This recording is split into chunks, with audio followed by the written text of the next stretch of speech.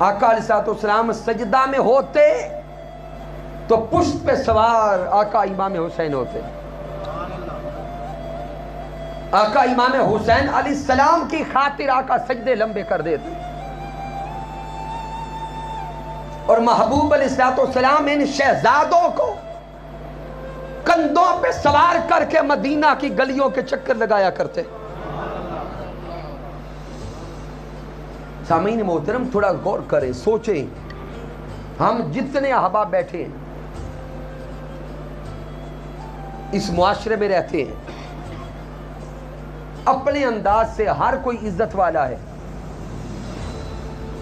کیا ہم اپنے بچوں کو کندھوں پہ سوار کر کے محلے کی گلیوں کے چکر لگاتے؟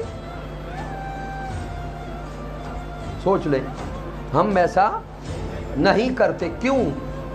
اس لیے ذہن میں بات آتی ہے کہ اگر بچوں کو کندھوں پہ سوار کر کے نکلیں گے تو محلے والے کیا کہیں گے؟ محلے والے کیا کہیں گے؟ ہم عزت دار لوگ ہیں.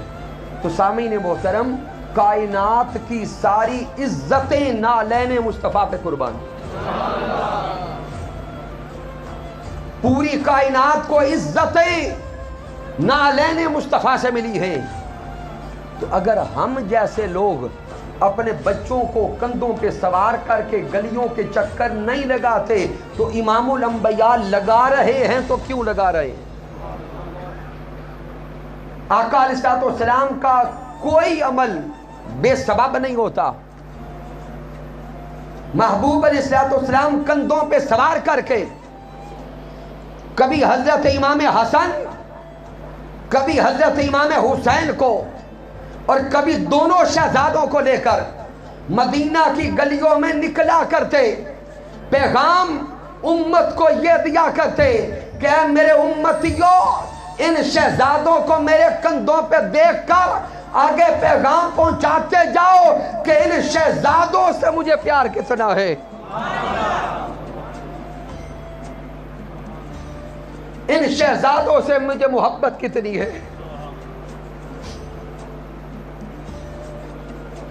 پھر آقا علیہ السلام نے فرمایا کہ اس محبت کا اگر اندازہ لگانا ہے تو آقا فرماتے ہیں من احب الحسن والحسین فقد احبنی، من احبنی فقد احب اللہ، من احب اللہ ادخلہ الجنہ،